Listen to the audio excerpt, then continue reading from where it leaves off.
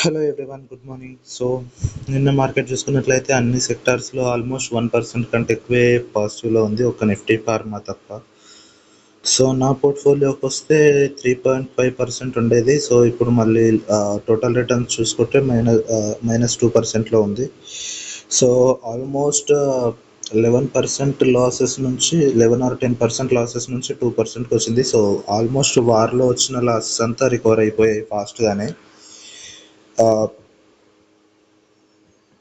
And ఇక్కడ చూసుకున్నట్లయితే Nippon India multi cap. So ఇది లేట్గా స్టార్ట్ చేశాను అండ్ రీసెంట్గా రెగ్యులర్గా 1000 ఆర్ 1250 పెడతాను కదా, ఈసారి 2000 ఎక్స్ట్రా పెట్టాను. సో ఇక్కడ చూసుకున్నట్లయితే మనకి ఇది లాసెస్ అంతా రికవర్ చేసుకుంది. Investment amount and current amount is same and remaining also వేరే మూడు flexi and Invesco, flexi small mid caps కూడా స్మాల్ లాసెస్లో ఉన్నాయి. సో అది కూడా రికవర్ అయిపోద్ది అనమాట. సో ఇక్కడ చూసుకుంటే టోటల్ లాసెస్ ఏమీ లేవు. నిపాన్ మల్టీ క్యాప్కి 0, మిగతా వాటికి బిలో 1000కి వచ్చేసింది అండ్ 2 to 3%.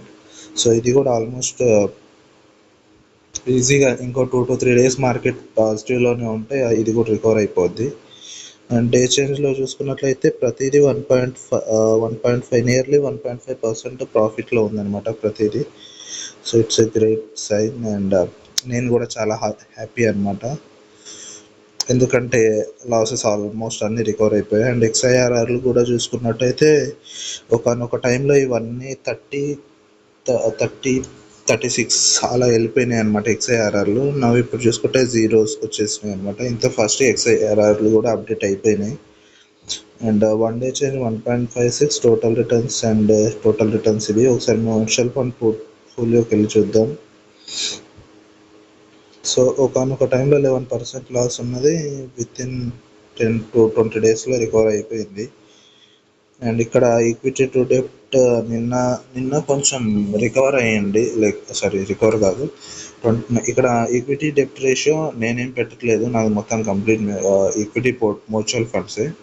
బట్ ఇక్కడ మ్యూచువల్ ఫండ్సే చేంజ్ చేసినట్టున్నాయి స్ట్రక్చర్. నిన్న చూసుకుంటే 2 ఉండే, మొన్ననేమో 4% అలాగ ఉండేది. సో సింగిల్ డేలోనే ఈక్విటీ డెప్ట్ అలొకేషన్ కూడా చేంజ్ అయిపోయింది. నిన్న 2 ఉండేది, ఇప్పుడు 3కి వచ్చేసింది.